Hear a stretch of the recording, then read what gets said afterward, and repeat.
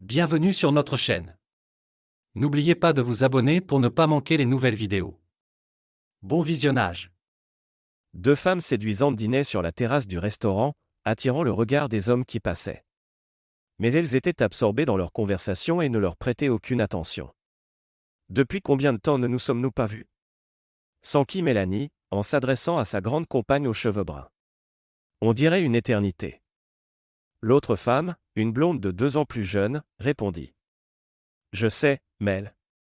J'ai été débordée par les cours de master et les problèmes familiaux. J'ai à peine eu le temps de faire quoi que ce soit d'autre. Comment ça se passe, l'école de commerce? Tu dois être sur le point de décrocher ton MBA. Oui, presque. Les vacances de printemps commencent la semaine prochaine. Puis, encore quelques semaines avant la remise des diplômes. Mon mémoire est déjà rendu, donc pas de souci de ce côté-là.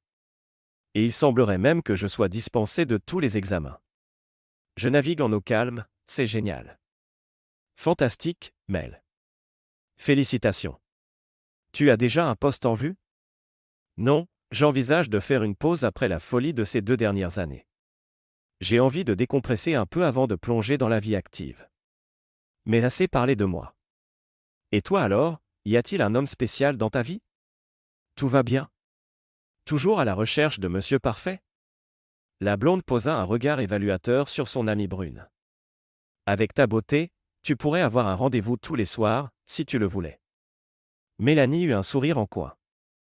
Fais-moi confiance, vivre en solo n'a rien de si génial. À force de patauger dans une mer d'idiots pour trouver un seul homme à peu près correct, ça devient lassant. Je t'envie, toi. Heureusement marié à un type formidable comme Adam. D'ailleurs, comment va ton charmant mari?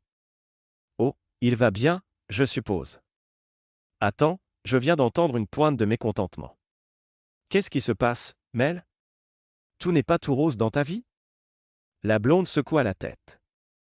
Pas exactement un problème, juste qu'Adam a été submergé de travail dernièrement. Il n'a presque plus de temps pour nous, et quand on sort, notre budget loisir est plus serré que jamais. Bon, il consacre tout son temps à développer son entreprise, pour nous deux.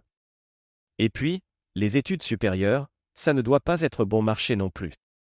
Je comprends, et je lui en suis reconnaissante, mais parfois je regrette la légèreté et le fun de la vie étudiante. Tout le monde parle de soirées et de sorties dans des bars, alors que je suis coincé chez moi à regarder des rediffusions à la télé. Son ami aux cheveux bruns la dévisagea d'un air complice. Y aurait-il quelqu'un en particulier, à la fac, avec qui tu brûles d'envie de faire la fête? Mélanie rit. Tu me cernes toujours parfaitement. Elle se pencha pour éviter d'être entendue. En fait, il y a ce freshman, Carl. Il est vraiment adorable. Elle rougit. Et il est clairement attiré par moi. Chaque fois qu'on se voit, il me fait des compliments sur mon allure et mes résultats en cours. Gary hocha la tête. Je ne pense pas qu'Adam sauterait de joie en l'apprenant. C'est juste un petit flirt innocent. Rien de sérieux. Mais tu as raison, Adam n'approuverait pas. C'est pourquoi je ne lui en parlerai pas, elle se dandina, mal à l'aise. Je n'arrive pas à m'empêcher de regretter la liberté de mes jours de célibataire. C'était tellement grisant de rencontrer des hommes différents. Ça me manque. Fais attention, d'accord? Tu as un mari formidable, ne prends pas le risque de le perdre. Adam ne prendra pas très bien de te savoir à batifoler. Et si jamais il l'apprenait, plein de femmes feraient la queue pour le consoler. Je sais, je sais. J'ai envie de passer ma vie avec lui, fonder une famille. Je veux juste m'amuser un peu avant que les choses ne deviennent trop sérieuses. Elle baissa la voix, se penchant de nouveau. Tiens, en parlant de Carl, il m'a proposé de partir en Floride avec lui pour le spring break. Si je pouvais garantir qu'Adam ne le découvrirait pas, j'y réfléchirais sérieusement. Elle rit pour s'en défaire. Mais ce n'est qu'un fantasme, ça ne se réalisera jamais. Jerry la considéra un moment, puis acquiesça comme si une idée lui venait. Ne sois pas si sûr. J'ai un plan pour que tu puisses y parvenir. Mélanie poussa un soupir mêlé d'incrédulité et d'excitation. Tu es sérieuse? Tu mettrais ton mariage en danger pour une aventure, si tu étais sûr qu'Adam ne le saurait pas? Peut-être. Mais là, je te taquine, Gary. Il n'y a aucun moyen que je puisse m'en tirer sans qu'il le découvre. Si, et c'est même plutôt simple. Jerry se mit à énumérer chaque étape en comptant sur ses doigts. D'abord, tu crées un compte Gmail au nom d'un faux profil, du style « bon ami ». Ensuite, tu l'utilises pour envoyer à Adam un message anonyme l'avertissant que sa femme a une liaison. Attends, je reconnais moi-même avoir une liaison? C'est complètement fou. Pourquoi faire ça? Jerry garda son calme. Plus exactement, tu laisses entendre que Mélanie le trompe avec quelqu'un qu'Adam ne connaît pas et ne peut pas vérifier facilement. Et à quoi bon? Il va juste se méfier de moi. Exactement. Mais comme il ne pourra pas trouver ce mystérieux type, il sera contraint de te demander des comptes. Mais je ne veux pas qu'il doute de moi. Justement. Quand il te confrontera, tu feindras la fureur, tu l'accuseras de te manquer de confiance. Tu seras si bouleversé que tu voudras faire une pause dans votre mariage. Au fait, ta mère n'habite pas en Floride? Mélanie fut surprise par ce brusque changement de sujet. Si, pourquoi? Eh bien, tu diras à Adam, très en colère, que tu pars en Floride pour te ressourcer chez ta mère. Pendant qu'il sera ici à chercher désespérément le fantôme avec qui tu le tromperais, toi, tu seras en Floride avec Carl, à t'éclater. Comment je l'explique à ma mère? Jerry leva les yeux au ciel. Tu ne lui expliques rien. En fait, tu ne la verras même pas une seule fois pendant ton séjour. Et si Adam appelle ta mère, tu lui auras dit de ne pas répondre. Clarifie bien que tu as besoin de distance, et que tu ne veux pas être contacté, ni toi ni ta mère. Tu l'avertis que s'il le fait, tu risques de ne pas revenir. Mélanie réfléchit un instant au plan de son ami, puis son visage s'illumina. Tu sais, Gary, je vois bien comment ça pourrait marcher. Mais qu'arrivera-t-il à mon retour? C'est simple. À ce moment-là, Adam sera fou de toi, tu lui auras manqué horriblement, et comme il n'aura trouvé aucun homme, il se rendra compte que ce n'était qu'une fausse piste. Il se sentira coupable et te demandera pardon. Tu accepteras, et tout redeviendra comme avant. Tu auras pris un peu de bon temps et, en plus, vous serez encore plus proches tous les deux. Et si Adam me demande le nom du type que je suis censé voir? Tu peux l'inventer, mais ce sera plus crédible si c'est quelqu'un de réel mais hors de portée, un homme âgé, ou quelqu'un vivant loin, ou même décédé. Comme ça, si Adam essaie de le retrouver, tu seras à l'abri. Et, j'ai une idée. Il y avait ce professeur louche lors de ma première année de master. Il a disparu, je ne l'ai plus jamais revu. Comment tu trouves? Parfait. Mélanie tendit la main par-dessus la table et serra celle de son ami. Tu es incroyable, Jerry. Je suis tellement excité, je crois vraiment que ça va marcher. Elle eut un frisson d'anticipation. J'ai hâte d'en parler à Carl. Adam retourna à son bureau et s'affala sur son vieux fauteuil pivotant. Il se massa le front, l'air anxieux. Si ces pièces n'arrivent pas bientôt, on manquera la date butoir du prototype. Après le départ du contremaître, Adam songea à un plan B. Puis un « ding » retentit, un nouveau courriel. Il espérait des bonnes nouvelles, mais le titre, concernant votre femme, le poussa presque à le supprimer. Sa curiosité prit le dessus, et il ouvrit le message. Je regrette de vous l'apprendre, mais Mélanie a une liaison avec le professeur Bellingham. Il fallait que vous le sachiez. Amitié, un ami. Qu'est-ce que c'est que ça? Abasourdi, Adam relut le message, incrédule. C'est impossible, Mélanie ne ferait jamais ça. Quelqu'un cherche à semer la zizanie. Mais qui, et pourquoi? Il faillit supprimer le courriel, mais s'arrêta. Je ne peux pas l'ignorer complètement. C'est sans doute une erreur, mais je dois savoir. Furieux, il cliqua sur « Répondre ». Qui êtes-vous? Pourquoi dites-vous ça? Quelle preuve avez-vous? Il envoya le message et fixa l'écran, frustré. Ça ne va servir à rien. Impossible de retracer l'expéditeur, ni de savoir quand il répondra. Je dois en apprendre plus sur ce Bellingham. Il se mit à fouiller le site de l'université, aucune trace d'un professeur du nom de Bellingham. Il élargit sa recherche à d'autres établissements, sans résultat. Ça me rend dingue, grommela-t-il, se sentant impuissant. Est-ce un nom inventé? Il essaya Google. 2 femmes nommées Bellingham, mais aucune dans la région. J'en étais sûr, c'est du bidon. Quelqu'un veut me rendre fou. Il n'arrivait pas à se résigner à effacer le mail. Maintenant que ce nom était lancé, le doute le rongeait. Et si elle me trompait? Je n'ai rien remarqué, mais cela ne veut rien dire. J'ai été débordé de boulot, je la vois à peine. Peut-être qu'elle est frustrée parce que je ne suis pas assez présent. Je me souviens l'avoir éconduite plusieurs fois lorsqu'elle proposait des sorties plus amusantes. Mais bon sang, je bosse 70 heures par semaine pour l'entreprise. Elle devrait comprendre que c'est pour nous. On ne peut pas se permettre de gros extras, ses frais de scolarité sont énormes et je réinvestis tout dans la boîte. Il se sentait coupable, puis la colère monta. Même si je n'ai pas été le mari parfait, ça ne justifie pas de me tromper. On avait convenu de faire des sacrifices, c'était un accord commun. Ses pensées furent interrompues par le contremaître qui revint en trombe. Et, Adam, bonne nouvelle, les pièces sont arrivées. On va pouvoir bosser sur le prototype sans retard. Oh, super, répondit-il, soulagé. Déballez tout ça et emmenez-les à l'atelier. Une fois seul, Adam prit une profonde inspiration. Au moins, un problème de régler, ricana-t-il amer. Je vais pouvoir consacrer plus de temps à ma femme. Après quelques recherches infructueuses, il s'adossa à sa chaise et songea à un moyen de découvrir la vérité sur Bellingham. Si Mélanie a vraiment une liaison, ce doit être avec quelqu'un de l'université. Peut-être que la personne à l'origine du mail s'est trompée de nom, ou alors l'université n'a pas référencé ce professeur. Il trouva le numéro du service RH et appela. Bonjour, je cherche un certain professeur Bellingham. Il enseignerait dans le département d'économie ou de commerce. Dans quel département, monsieur? Je pense école de commerce, mais je ne suis pas sûr. Après un instant, la secrétaire s'excusa. Aucun Bellingham à l'école de commerce. Vérifiez d'autres départements, s'il vous plaît. Longue attente. À son retour, la secrétaire, agacée. Non, aucun professeur Bellingham chez nous. Adam eut un éclair. Peut-être qu'il est parti il y a 1 an ou 2? Je ne peux confirmer que le personnel actuel, politique de l'université, monsieur. Autre chose?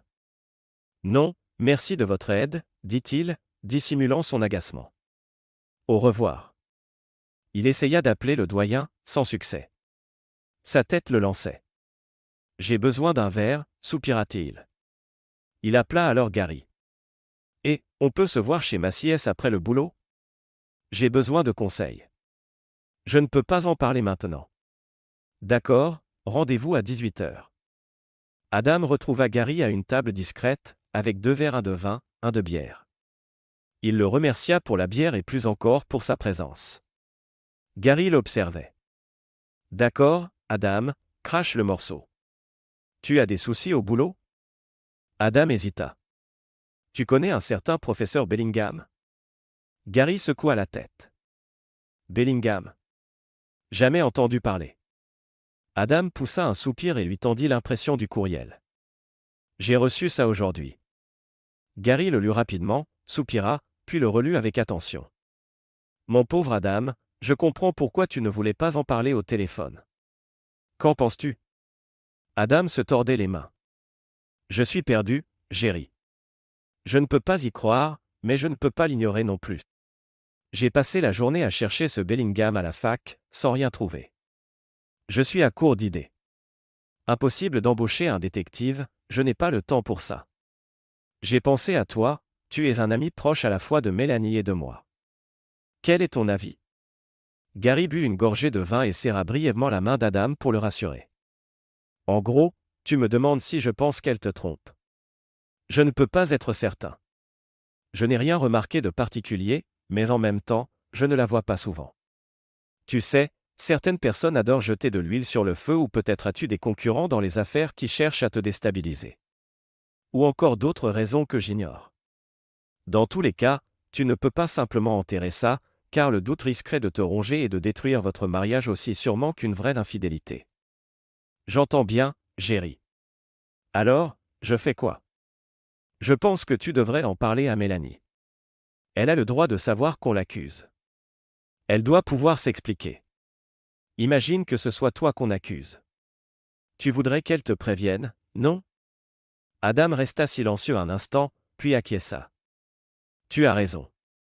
Lui cacher ça finirait par nous bouffer de l'intérieur. Merci, Jerry, de me faire voir les choses plus clairement. Je ne sais pas ce que je ferais sans toi. Vous comptez tous les deux énormément pour moi. Si je peux t'aider, Adam, fais-le-moi savoir. Il lui sourit et s'en alla. Gary le regarda partir, pensive. Quand Adam arriva chez lui, Mélanie l'attendait déjà. Où étais-tu? Je t'ai appelé, tu ne répondais pas, demanda-t-elle. Ignorant sa question, il l'entraîna vers le canapé. Mel, je dois te montrer quelque chose qui me perturbe énormément. Il lui tendit la copie de l'email. J'ai reçu ça aujourd'hui. Est-ce que tu peux m'expliquer? Elle parcourut le texte, puis se leva brusquement, hurlant. Tu crois que je te trompe? Je n'arrive pas à y croire. Tu reçois une accusation anonyme et tu me soupçonnes? J'hallucine. Non, non, chérie, je ne t'accuse de rien. Je ne t'en veux pas. Alors pourquoi me montres-tu cette horreur? Elle serra la feuille, la froissa et la jeta à ses pieds. Autant me poignarder. Cela me blesse profondément. Tu fais plus confiance à quelqu'un qui n'ose même pas signer son message qu'à ta propre femme. Elle s'empara de son sac et se dirigea vers la porte. Je ne peux même plus te regarder. Je m'en vais, et je ne sais pas quand je reviendrai. Elle claqua la porte. Adam, abattu, se laissa retomber dans le canapé, la tête entre les mains. Bon sang, je ne m'attendais pas à ça. Tout est encore pire maintenant. Il se défendit mentalement, pourquoi réagit-elle ainsi? Je ne l'ai pas accusée. Je voulais juste lui montrer le message. Mais il réalisa que s'il avait été à sa place, il aurait peut-être aussi perdu son sang-froid. Je ne pouvais pas prétendre que tout allait bien. Jerry avait raison. Mais voilà, c'est la catastrophe. Il attendit toute la soirée, anxieux et incapable de trancher. Il savait qu'il devait parler à Mélanie, mais ignorait comment aborder le sujet. Finalement, il s'endormit sur le canapé. Vers minuit, le bruit de la porte le réveilla. Il se leva en sursaut et vit Mélanie qui entrait, l'air sombre, les mains sur les hanches. Mel, on doit vraiment. Pas ce soir, trancha-t-elle. Je ne veux plus en parler. Toi, tu dors sur le canapé. On verra ça demain. Elle tourna les talons, fila dans la chambre et claqua la porte. Adam se laissa retomber sur le divan, espérant trouver à nouveau le sommeil, qui ne vint qu'au bout d'un long moment. Le lendemain matin, Adam se leva tôt comme d'habitude, mais il décida d'attendre que Mélanie apparaisse pour discuter. Il prépara du café, feuilleta les actualités sur son ordinateur. Vers 8 heures, Mélanie entra dans la cuisine, une valise à la main. Adam resta sidéré. Où vas-tu avec cette valise? Je pensais qu'on allait. C'est un choc pour moi, Adam. Notre mariage en est ébranlé. J'ai besoin de me retrouver seul. Les vacances de printemps commencent demain, je pars en Floride voir ma mère. Je resterai une semaine, je rentrerai lundi prochain pour les cours. Je ne veux ni coup de fil ni message, ni à moi, ni à ma mère. Tu comprends? Il acquiesça, impuissant. Je suis sérieuse, Adam. Si tu essaies de me contacter, je risque de ne pas revenir. Il hocha de nouveau la tête, la gorge nouée. Très bien, fit-elle avant de quitter la maison, tirant sa valise jusqu'à sa voiture. Il demeura longtemps assis à la table de la cuisine avant de se traîner à la salle de bain, se raser, s'habiller et partir travailler, le cœur lourd.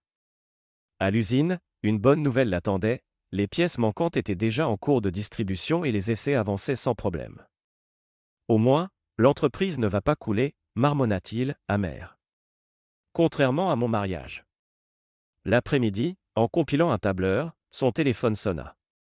C'était Jerry. Je m'inquiétais pour toi. Qu'est-ce qui s'est passé hier soir avec Mélanie? L'horreur. On s'est disputé. Ce matin, elle est partie en Floride. Elle m'a menacé de ne plus revenir si je la contactais. Je suis anéanti. Oh Adam, je suis désolé. Je t'avais suggéré de lui montrer le mail, et ça s'est retourné contre toi.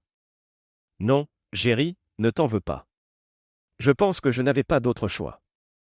Je ne pouvais pas faire comme si de rien n'était. J'espère juste qu'elle se calmera et qu'on pourra discuter à son retour. Tu dis ça gentiment, Adam, mais je me sens quand même responsable. Que vas-tu faire pendant son absence?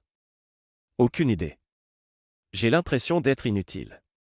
Je voudrais découvrir qui se cache derrière ce mail, mais je ne sais pas comment. Ou alors continuer à chercher ce mystérieux Bellingham. C'est une bonne piste. Peut-être qu'il pourra éclaircir la situation. Adam s'acharna les jours suivants à résoudre l'énigme, sans succès. Il était convaincu que Bellingham avait un lien avec l'université. Soudain, il eut une idée. Je n'arrive pas à le trouver parce que ce n'est pas un enseignant actuel. Peut-être un ancien élève. Je suis moi-même ancien étudiant de cette fac. L'association des anciens pourrait m'aider. Il appela le service des anciens élèves. Bonjour, je suis un ancien étudiant. Je cherche un certain Bellingham. Il a peut-être été inscrit. Son interlocuteur nota les informations d'Adam et lui demanda s'il souhaitait faire un don. Adam refusa, expliquant qu'il cherchait juste un Bellingham, ancien étudiant. Après vérification, rien. Adam proposa l'hypothèse que Bellingham n'avait peut-être pas fini son cursus. L'interlocuteur s'excusa, leurs données ne portaient que sur les diplômés. Adam raccrocha, dépité, imaginant déjà les futurs courriers de l'université pour lui réclamer des dons. Le lendemain, Adam alla directement à l'école de commerce, malgré les vacances de printemps. Il posa des questions à droite à gauche. Le doyen adjoint finit par les conduire. De retour à son bureau, épuisé, il reçut un appel inattendu. « Bonjour, je suis le docteur Avery Mayfair, professeur à l'école de commerce. On m'a dit que vous cherchiez un certain Bellingham. Je peux peut-être vous aider. » « Vraiment? Merci de m'appeler, docteur. Vous le connaissez? Il a enseigné à temps partiel, mais son cours a été annulé faute d'étudiants. Ensuite, il m'a écrit pour dire qu'il avait trouvé un poste à la Black Hill State University, dans le Dakota du Sud. Vraiment? C'est surprenant. Oui, et il y a autre chose. Dans son message, il mentionnait s'être récemment marié avec son compagnon. Harold. C'est bien un couple homosexuel. Oh, je vois, fit Adam, perplexe. En effet, confirma le professeur. Merci, docteur Mayfair. Ça explique tout. Quelqu'un m'a menti. Vous venez de m'enlever un énorme poids. Pourquoi m'avoir contacté, si on ne se connaît pas? Il y a des années, j'ai vécu quelque chose de similaire. Mon épouse m'a quitté pour un autre. Je comprends ce que vous ressentez. Je suis content que, dans votre cas, ce soit un faux bruit. Mais si ça avait été vrai, je vous aurais donné les informations quand même. Merci, docteur. Vous ne savez pas à quel point votre aide m'est précieuse. Ce soir-là, Adam informa Jerry. Je sais maintenant que Mélanie n'est pas impliquée avec ce professeur. Bellingham vit dans le Dakota du Sud avec son mari. Alors, qui cherche à nous piéger? Tu peux faire confiance au docteur Mayfair? Demanda Jerry. Oui, j'ai vérifié, il est bien professeur, personne respectable. Et j'ai aussi trouvé la trace de Bellingham sur le site de Black Hill. C'est clair, quelqu'un a inventé cette histoire pour me troubler. Je ne sais pas quoi dire à Mélanie quand elle reviendra. C'est simple, Adam. Tu lui expliques que tu n'as jamais douté d'elle. Que tu as mené ton enquête et découvert la vérité. Puisque, selon toi, elle s'est braquée dès le début, elle t'a empêché de lui faire part de tes découvertes. Si tu joues bien le coup, elle s'excusera d'avoir réagi ainsi. Je ne sais pas, Jerry. Ce n'est pas tout à fait exact. Jerry sourit au téléphone. Adam, un petit arrangement avec la vérité pour arranger les choses, qu'est-ce que ça peut faire? Avant de rentrer de Floride le dimanche, Mélanie appela Jerry. Salut, je voulais prendre des nouvelles d'Adam avant mon retour. J'appréhende ce que je vais trouver. Tu me dois une fière chandelle pour m'avoir aidé pendant que j'étais absorbé par cette histoire de liaison. Ah. Jerry l'écouta raconter sa semaine et la découverte d'Adam sur Bellingham. Si tu t'y prends comme il faut, Adam te fera des excuses et tout rentrera dans l'ordre. Un silence suivit, puis Mélanie reprit. Et si je ne voulais pas que tout redevienne comme avant? Ah. Qu'est-ce que tu veux dire? Eh bien, j'ai eu un déclic cette semaine avec Carl. Il me fait rire, et il est génial au lit. Je ne me suis pas senti aussi bien depuis longtemps. Je veux continuer à le voir jusqu'à la fin du semestre. Aide-moi à trouver un moyen d'y parvenir, Jerry. S'il te plaît. Oh, je m'en doutais un peu. Jerry soupira longuement. Je peux encore élaborer un plan, mais tu joues un jeu dangereux. Adam est un type bien, travailleur et fidèle, un vrai père de famille dans l'âme. Ça vaut de l'or. Tu es sûr de vouloir tout risquer pour un peu d'excitation au lit? Mélanie gloussa. Tu m'excites avec des « je peux faire un plan ». Allez, Jerry, dis-moi comment m'y prendre. Ce séjour en Floride était fantastique, et ton idée a marché à merveille.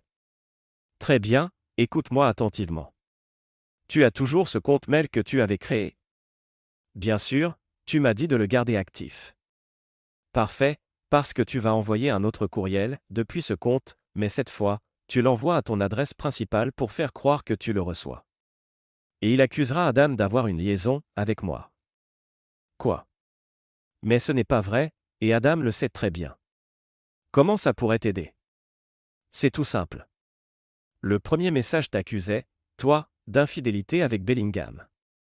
Adam a découvert que c'était bidon, mais peut-être qu'une partie de lui se méfie toujours. S'il reçoit maintenant un message disant qu'il trompe sa femme avec moi, il saura que c'est du pipeau. Vu qu'il sait parfaitement qu'il n'y a rien entre nous, il verra clairement que elle, ami, est un menteur. Toute suspicion qu'il avait à ton égard tombera. Du coup, tu seras tranquille et pourras continuer à fréquenter Karl comme tu veux, Adam ne se doutera de rien. Un silence, puis Mélanie s'exclama. Jerry, tu es un génie. J'ignore comment tu fais pour trouver ces combines, mais tu viens de me donner un laissez-passer pour m'amuser jusqu'à la fin du semestre. 2 choses encore. D'abord, assure-toi qu'Adam me raconte ce deuxième message. Comme ça, je confirmerai à Adam que tu es digne de confiance et que ce soi-disant ami est juste un mytho. Oh! Génial! Il accorde beaucoup de crédit à ton opinion. Exactement. Ensuite, après avoir envoyé ce message à ton adresse principale, déconnecte-toi immédiatement de ton compte, bon ami. En fait, ferme ta session sur tous tes comptes, tu ne voudrais pas qu'Adam tombe sur tes échanges avec Karl, n'est-ce pas? Je lui ai dit de ne jamais m'envoyer de mail, mais tu as raison, soyons prudentes. En rentrant ce soir-là, Adam fut alarmé de trouver Mélanie en larmes. Qu'est-ce qu'il y a, Mel? Qu'est-ce qui se passe? Ça recommence, Adam. Elle lui tendit la copie du courriel qu'elle venait de recevoir. Furieux, Adam le parcourut. Celui ou celle qui envoie ces messages est vraiment déterminé à nous pourrir la vie. Je te promets que je ne crois pas une seconde à cette histoire de liaison avec Jerry. C'est insensé. Bien sûr que non. Je sais que tu ne me tromperais pas plus que je ne te tromperais. Et surtout pas avec Jerry. C'est une si bonne amie à nous deux, jamais elle ne ferait ça. Mais qu'est-ce qu'on peut faire? Je ne sais pas. Peut-être qu'on peut retrouver l'adresse IP. Ou on pourrait tout bloquer. Tu comptes en parler à Jerry? Tu crois que je devrais? Je pense que oui. Après tout, elle est nommée. Ce ne serait pas juste qu'elle l'ignore. Le lendemain matin, Adam appela Jerry. Salut Jerry, comment vont les tourtereaux? Plaisanta TL. On se porte, plus ou moins, répondit-il d'un ton grave. Il y a du nouveau. Je préfère t'en parler en personne. Possible de passer chez toi ce soir? Oui, pas de souci, je travaille de chez moi à partir de midi. Vers 18h30? 19h? Ça me va. Merci. Quand Adam arriva, Jerry vit tout de suite son air grave. Qu'est-ce qui ne va pas? Demanda-t-elle. Pardon de te mêler à ça, Jerry, mais, il lui tendit la copie du nouveau courriel. Voilà, on t'accuse à présent d'être ma maîtresse. Elle le lut, incrédule. C'est absurde. Je ne ferai jamais ça à Mélanie, tu le sais, et elle aussi, j'espère. Elle le sait très bien, heureusement. Mais on se demande qui peut bien manigancer tout ça. J'imagine qu'un concurrent veut me déstabiliser. Mélanie et moi avons pensé qu'il fallait que tu sois au courant. Tu as bien fait de venir. Je suis contente de le savoir, même si ça ne nous avance pas beaucoup. On ne peut pas appeler la police avec ça, ils ne feront rien. Je sais. Je suis épuisé et j'ai juste envie que ça cesse. Comment protéger Mélanie? Si vous recevez un autre message, tu pourrais ne pas lui montrer, pour lui éviter du chagrin. Tu peux surveiller sa boîte mail sur ton ordi, Et si un courriel suspect arrive, tu te l'envoies à toi-même et tu supprimes l'original. Ainsi, elle ne sera plus affectée. C'est pas bête, Jerry. Je vais faire ça. Il se leva. Désolé que tu sois mêlé à ces bêtises. Mais je te remercie de ton soutien. Je ferai n'importe quoi pour protéger Mélanie. Ne t'excuse pas, Adam. Je tiens à vous deux. Je ferai tout ce que je peux pour vous aider. Il sourit faiblement, l'embrassa sur la joue et s'éclipsa. Chez lui, il trouva Mélanie très en forme. Le lendemain matin, elle se leva tôt pour partager son petit déjeuner avec lui. Ça me fait plaisir de te voir avant que je parte au boulot, plaisanta Adam. Je tenais à te dire, je t'aime, avant que tu ne partes, répondit-elle en l'embrassant. Au fait, ce soir, je vais assister à une conférence sur le campus, puis je retrouve des copines pour manger un morceau. Je rentrerai peut-être tard. Aucun problème, Mel. Profite bien. On a plein de restes dans le frigo, Samira. Merci, chérie. Et si on se rate, je passerai peut-être après le cours pour poser mes affaires et me changer. Passe une bonne soirée. Sachant qu'elle ne serait pas là, Adam décida de rester plus tard au bureau. Les affaires reprenaient, un gros client potentiel était intéressé par leurs nouveaux produits. Les choses commencent à aller mieux, se réjouit-il, sauf pour ce cauchemar de mails anonymes. Rentrant chez lui, il passa dans la chambre et vit l'ordinateur portable de Mélanie sur la table. Elle n'en a pas eu besoin pour sa conférence, se dit-il.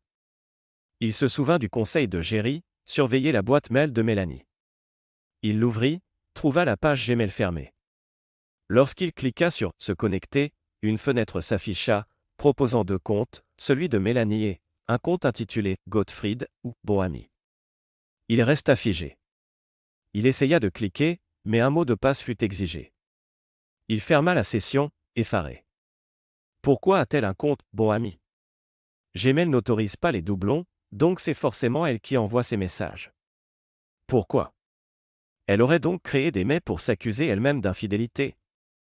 C'était pour me lancer sur une fausse piste. Mon Dieu, je comprends tout, ce Bellingham Gay servait de diversion, tandis qu'elle était avec quelqu'un d'autre. Et ce deuxième mail m'accusant d'être avec Jerry, encore un écran de fumée. Il se remémora son séjour en Floride. Elle avait simulé un coup de colère pour partir. Et sa mère ? Il prit son téléphone et composa le numéro de sa belle-mère. Après quelques politesses, il demanda. « Mélanie et moi pensions passer te voir le mois prochain. Ça ne te dérangerait pas ? » ?»« Pas du tout, Adam, ça fait si longtemps. Venez quand vous voulez. »« D'accord, on te tient au courant, » conclut-il, serrant les dents. Il raccrocha, furieux. Donc, elle n'est jamais allée voir sa mère. Où était-elle, et avec qui ? Il se souvenait de ses lingeries, un porte-jartel manquant, certains soutiens-gorge. Il claqua tout en place et retourna dans la cuisine, la rage au ventre. Très bien, tu veux me manipuler ? Deux peuvent jouer à ce jeu. Mélanie rentra peu après minuit. Adam, faisant semblant de dormir, entendit l'eau de la douche couler. Intéressant, pensa-t-il avec sarcasme, on se met drôlement en sueur à cette conférence. Le lendemain, il partit avant qu'elle ne se lève, laissant seulement un mot. J'espère que ta conférence s'est bien passée. J'ai un rendez-vous tôt, je rentrerai tard. Ne m'attends pas. En voiture, il songeait. Elle n'a même pas remarqué que je ne lui ai pas dit je t'aime. Sans doute trop occupé à planifier son prochain rendez-vous. Au travail, il organisa son emploi du temps et sortit à midi, laissant croire à un déplacement. À la place, il acheta quelques objets avant de retourner au bureau. En fin d'après-midi, il partit à l'aéroport pour un soi-disant vol vers Détroit. Le lendemain, il prit une chambre de motel. Il revint discrètement dans le quartier et attendit. Si elle est en danger, elle rentrera probablement chez nous, sourit-il amèrement. Le midi suivant, Adam se rendit dans un parking près du campus. En jeans et sweatshirt, sac à dos banal, il entra à la bibliothèque de l'école de commerce. Peu d'étudiants à cause des vacances. Il avança calmement derrière les rayons. Là, il sortit une série de gros pétards et un briquet. Il alluma la mèche prolongée, jeta les pétards dans une poubelle métallique et se dirigea vers la porte la plus proche, laissant son sac bloquer l'ouverture. Puis il sortit et s'éloigna. À l'extérieur, il utilisa un téléphone jetable acheté la veille pour appeler la sécurité du campus. Venez vite. Des coups de feu, à la bibliothèque de l'école de commerce. Je crois qu'il y a plusieurs tireurs. Il tendit le téléphone vers le bâtiment. Les pétards explosèrent dans un grand fracas métallique, résonnant comme des détonations. Il raccrocha et traversa le campus. Des sirènes retentirent, les gens couraient affolés. Il rejoignit sa voiture, rentra se poster dans sa rue pour surveiller. 1 heure plus tard, il vit la voiture de Mélanie arriver précipitamment, suivie d'une autre, conduite par un homme. Adam esquissa un rictus amer. En cas de danger, on rentre à la maison, pas vrai? Puis il se retira jusqu'au motel pour la nuit. Plus tard, il repassa devant chez lui, la voiture inconnue y était toujours. Le lendemain matin, il se posta tout près. Mélanie et son amant sortirent enfin. Ils eurent la surprise de voir Adam, adossé à la portière de la voiture. « Karl, c'est mon mari. » Gémit Mélanie. « Je croyais que tu étais à Détroit. »« Ah oui, pour un rendez-vous » répliqua Adam, glacé. « Arrête ton cinéma. Karl est là depuis la veille. Ce n'est pas un simple écart, vous vous voyez depuis des semaines. Tu as tout planifié depuis le début. Tu m'as envoyé ce courriel sur Bellingham pour m'occuper pendant que tu t'amusais ailleurs. Et quant à ton petit séjour en Floride, parlons-en. Ta mère se demande encore pourquoi tu n'es pas venu. Tu étais trop occupé, on dirait. Il se tourna vers Karl et prit quelques photos avec son téléphone. Karl, furieux, leva le poing. Doucement, fit Adam, prêt à se défendre. Karl se ravisa. Adam se retourna vers Mélanie, un sourire amer aux lèvres. Bel étalon, mais pas très courageux, on dirait. Son ton devint dur. Prends tes affaires et quitte cette maison. Ne sois plus là à mon retour. Je ne veux plus jamais te revoir. Adam, je t'en supplie. Elle s'effondra en larmes sur l'allée. Plus un mot, rugit-il, se dirigeant vers sa voiture, l'esprit en ébullition. Mélanie restait prostrée, les mains sur le visage. En route pour son bureau, Adam s'arrêta à une benne pour jeter le téléphone prépayé et un pistolet factice acheté la veille. Ses armes jouées sont bluffantes, murmura-t-il. Arrivé, il envoya une photo à une adresse particulière. Étonnamment, un appel survint rapidement. Ici le professeur Mayfair. Vous venez de m'envoyer une photo. Professeur Mayfair, pardon de vous déranger à nouveau. Reconnaissez-vous l'homme sur la photo? Il s'appelle peut-être Karl. La femme à côté, c'est ma femme. Enfin, mon ex-femme. Je crois reconnaître cette jeune femme, elle était dans l'un de mes cours l'an passé. Et lui, c'est Karl Mannheim. Il est en doctorat sous ma direction. Merci, professeur. J'avais besoin de savoir qui il est. J'ai quelques affaires à régler avec lui. Je comprends. Le serpent dans votre jardin d'Éden, en quelque sorte. Petit rire triste. J'en suis vraiment navré. Mais votre rêve non plus n'était pas innocente, à ce que je vois. Exact, professeur. Merci de m'aider, même si ça n'a rien de joyeux. Bonne chance, mon garçon. Vous verrez, la vie continue. Je parle d'expérience. 2 mois plus tard, Adam était dans le bureau de son avocat, l'air maussade. Des nouvelles de l'avocat de Mélanie? Où en est le divorce? Oui, j'ai parlé à Maître Anna Montreux hier. Elle a fait une contre-offre à Mélanie aujourd'hui. La bonne nouvelle, c'est que Mélanie ne contestera pas le divorce, après avoir entendu les enregistrements que tu as faits. Anna lui a conseillé de ne pas s'y risquer.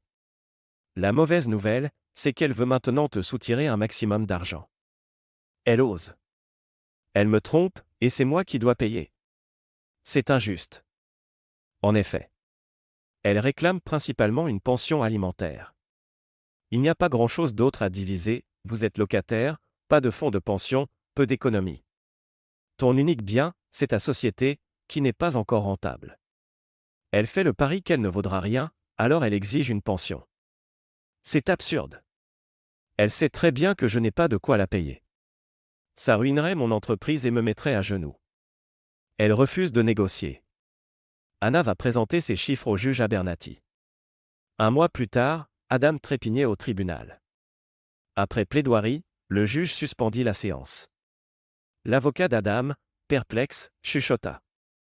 Pas facile de prévoir la décision. Il peut aller dans un sens ou dans l'autre, ou proposer un compromis. Lorsque le juge revint, il appela les avocats à la barre. Vos positions sont inchangées. Oui, votre honneur, répondirent-ils.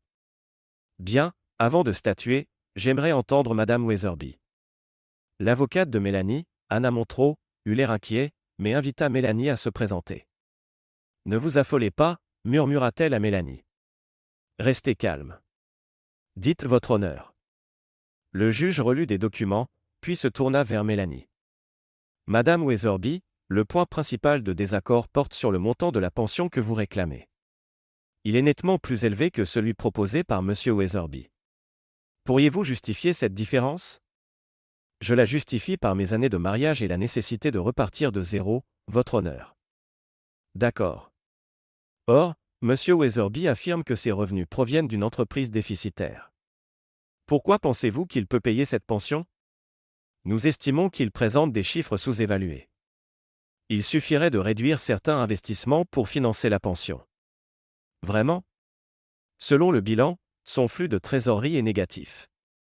Êtes-vous en train de suggérer que ces comptes sont falsifiés ? Mélanie pâlit.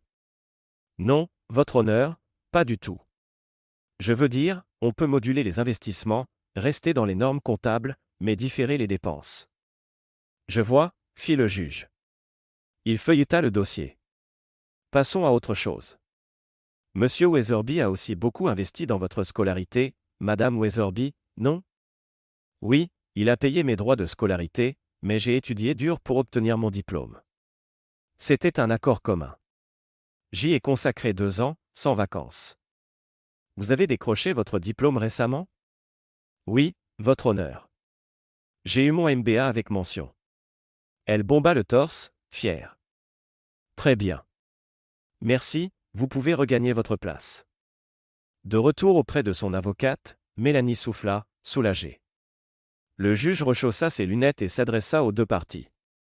Après examen de tous les éléments, je donne raison à Madame Weatherby et lui accorde la pension qu'elle demande. Adam blêmit et Mélanie exulta, serrant son avocate dans ses bras. Le juge n'avait pas fini. Toutefois, cette pension est accordée pour 6 mois uniquement. 6 mois seulement ? C'est inéquitable. Protesta Mélanie. Ma décision est prise, trancha le juge en faisant claquer son maillet. Affaire suivante. L'avocate de Mélanie l'entraîna hors de la salle, alors qu'elle protestait toujours. Je n'ai que 6 mois. Ce n'est pas normal. Adam, lui, se tourna vers son propre avocat, incrédule. Je ne dois payer la pension que pendant 6 mois ? Je peux le faire sans problème. C'est inespéré, concéda son avocat. Habituellement, dans ce genre d'affaires, le mari paye longtemps. Je me demande ce qui a décidé le juge. Peut-être qu'il n'a pas apprécié que ta femme admette ne pas avoir contesté l'adultère. Adam se retourna pour observer Mélanie qui s'éloignait. Il eut un petit rire jaune. Je ne vais pas m'en plaindre. Soudain, il sentit une main sur son épaule. C'était un homme âgé, vaguement familier. Permettez-moi de me présenter, dit-il. Je suis le professeur Mayfair. Adam sourit en le reconnaissant. Professeur, quel plaisir de vous voir en personne. Merci encore de votre aide. Qu'est-ce qui vous amène ici ? Après notre conversation, j'ai voulu suivre votre cas. Et j'ai profité de l'occasion pour rendre visite à un vieil ami, le juge Abernathy. Il esquissa un sourire malicieux. Je suis content que tout se soit bien terminé. Nous, les anciens maris trompés, devons nous soutenir. Il lui fit un clin d'œil et s'éloigna. Adam le regarda partir, songeur, quand il crut apercevoir Jerry dans le couloir. Mais elle disparut quand il voulut la rejoindre. Plus tard, quelque part en Floride, une sonnerie retentit. Mélanie décrocha, hésitante. Allô, Jerry ? C'est moi, Mélanie. Mélanie ? Quelle surprise ! Je n'ai plus de tes nouvelles depuis que tu as déménagé en Floride. Comment vas-tu ? Honnêtement, pas très bien, c'est pour ça que j'appelle. Je me sens seul, j'avais besoin de parler. Je t'écoute. Tu travailles, là-bas ? C'est un peu ça le problème. Je pensais que mon MBA m'ouvrirait toutes les portes. Mais les entreprises ici veulent de l'expérience. Beaucoup ne proposent que des stages. Je galère. Pour l'instant, je suis dans un boulot de conseillère financière, et encore, c'est compliqué. Je dois vivre chez ma mère pour économiser. Karl et moi, on a rompu juste après notre arrivée ici. Vous avez rompu? Pourquoi? Ça s'est très mal passé. Il a abandonné ses études, il est devenu agressif, il ne voulait pas bosser, j'ai dû appeler la police. Bref, je suis seul. Et sortir faire la fête comme avant, c'est pas si amusant quand on n'a pas de quoi payer, et qu'on ne rencontre que des mecs bizarres. C'est pas du tout ce que j'espérais. Un silence. Puis Mélanie demanda. Et toi, Jerry, tu as quelqu'un? Oui, ma vie a bien changé. Je me marie le mois prochain. Tu te maries? C'est génial. Avec qui? Tu le connais. C'est Adam. Mon Adam? Tu épouses Moen Adam? Tu n'as pas le droit. C'est déjà fait. On organise une petite cérémonie chez nous, puis on part en lune de miel à Paris. Une maison? Paris? Il peut se le permettre? Oui, Adam a eu un gros contrat peu de temps après ton départ. Les nouveaux produits se vendent très bien dans l'industrie automobile. Puis une grosse boîte a racheté son entreprise pour une somme colossale. Tout s'est finalisé récemment. Donc, financièrement, on est tranquille. Je n'arrive pas à y croire. Ça aurait pu être ma vie, si je n'avais pas tout gâché. Exactement. Je t'avais prévenu, Mélanie. Je t'avais dit de mesurer les risques. Je t'avais aussi dit qu'avec un mari comme Adam, tu n'étais pas la seule à le trouver formidable. Mais c'est toi qui m'as encouragé. Tu as tout manigancé. Je n'ai partagé qu'un fantasme, et tu m'as poussé à le réaliser. Doucement, Mélanie. Je ne t'ai pas mise le couteau sous la gorge. Tu as fait tes choix. Et non, je n'ai jamais informé Adam de ton aventure, je me suis juste arrangé pour que tout se déroule dans mon sens. Je te faisais confiance, Jerry. Je pensais que tu étais mon ami. Jerry eut un petit rire. Comme on dit, en amour comme à la guerre, tous les coups sont permis. Tu ne t'en sortiras pas comme ça. Je vais tout dire à Adam, lui révéler que tu as tout orchestré. Tu es une manipulatrice. Oh, désolé, Mélanie, Adam et moi sortons dîner. Je vais devoir raccrocher. Ensuite, je te bloquerai. Bonne chance à toi. De son côté, Adam rentra et embrassa Jerry. Mélanie m'a écrit une lettre. Elle t'accuse d'avoir tout planifié pour détruire notre mariage. Jerry jeta un coup d'œil à la lettre et sourit. Pauvre Mélanie. Elle aurait dû signer « Bon ami » pour être plus crédible. Ils rirent longtemps, complices. Merci de regarder et n'oubliez pas de vous abonner pour ne pas manquer les nouvelles histoires.